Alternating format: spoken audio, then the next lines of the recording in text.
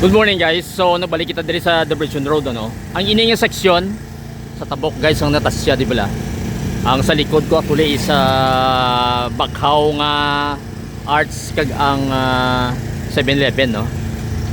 So ang ibalikan naton diri is ang progress sang ika-third nga green tunnel no. As you can see may nag-obra so medyo mag-ahod yan kay I think no may generator sila ginapandar para makatakot sila sa ilang building machine. So currently makasiling ko daw 40 or 50% no roughly ang ilang progress diri kay makita nyo daw human na gani iyang daw canopy no.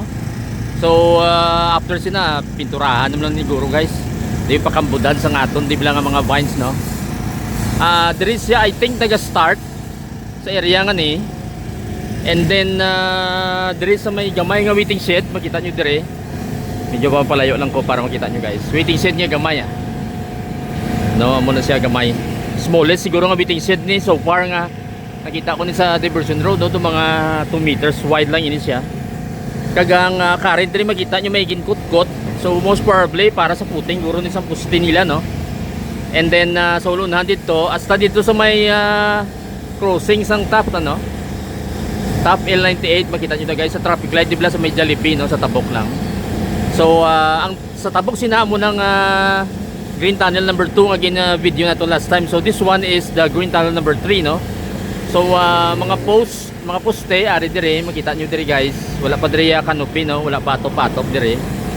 And then medyo rough pa dire no, meaning messy pa kay may mga ginkot-kot yung mga duta. Kag muna wala pa sang atop. So mga poste pa lang siguro amo ni isa ka poste dire no.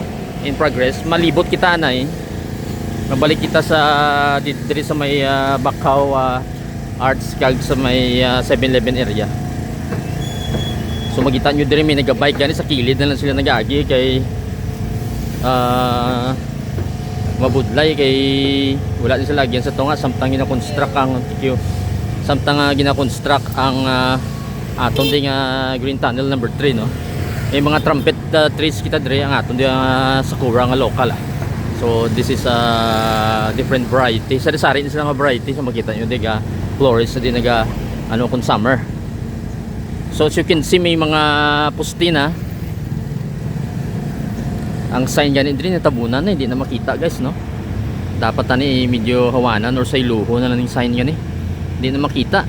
Kung gabi no natabunan na sa sang aton ding daw shrub or daw tanom diri no, ornamental plants naton.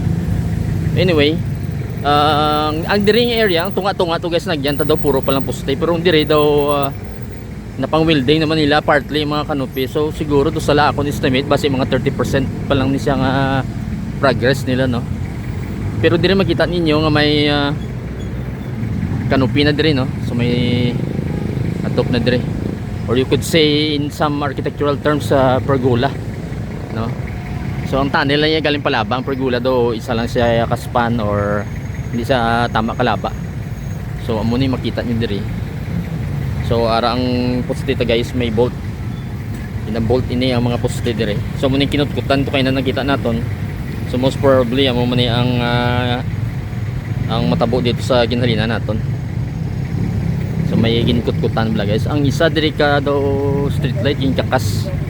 So siguro i-modify gamay kay butangan poste no. Or base diri ma-start pwede man ano. So hindi na ni pag tandugon pero makita ko ari diri ang isa ka poste. Andito daw wala ko kabalo kun daw siguro may poste na tong ginkakas kay daw wala na sa isang poste. And then may lights kita diri, park lights no nga ginkakas. So halin dito sa ginalina naton so roughly mga at least 100 meters more or less no sa ginalina naton dito sa natasyang building bla guys. Regulating Bakhaw nga entrance ang Arts no. So diretso lang kita. May pedestrian lane sa ulunahan so sa crossing gid. So ini ang start dire. So bakante na di kay para maka-cross ang mga tao bala. May kita gali dire nga public nga basurahan. Makita niyo dira so dire gaagi mga tao para convenience bala magtabok. I don't know kay tani dapat diretso dito no. Pero ang ila ginobra diri sa may area nga ning ginawanan. I'm not sure kung di na nagalin ang duwa naka lights no basi diri sa area man yun yung kakas nila. So diri daw humanan I think no kay kumpleto na. So roughly mga 5 ka poste na makita ko diri. Alin sa diri sa tuo ko nung lapit lang. Una siya ang poste diri. Kag of course ang green tunnel number 2 makita ninyo nga may pintura na ang ginalinan naton bala guys. So basically daw medyo daw cream or daw light nga brown no. Namin guys humana sa pintura na lang siguro. So ang traffic light kani ari diri ang pedestrian lane nato nara man dira sa tabok. So diri sila kita lalabok ang mga tao kung magtabok ka diri. So i-zoom out na lang dito ang ginalinan nato last time para makita nyo guys. May nag-cross nga mga ano kay heavy traffic subong.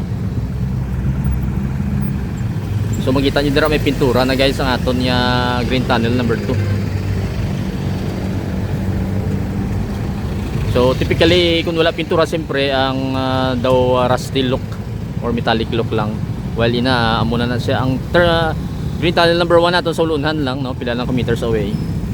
Amo na number 2. So muna guys ang iya nga daw finish product munang gawa niya. So muna lang guys, quick laning ato ni update dire. Makita nyo dire malisok kita gamay para may better view kita no. So muna yung starting point halin dito sa tao nga ginalina nato I think naga-welding sila. So muna ang itsura yung sumungsi guys. So namin tanaw ng design do kasimple man lang daw mga parallel bars mo lang no nga daw C4 lane bla or daw tubular design.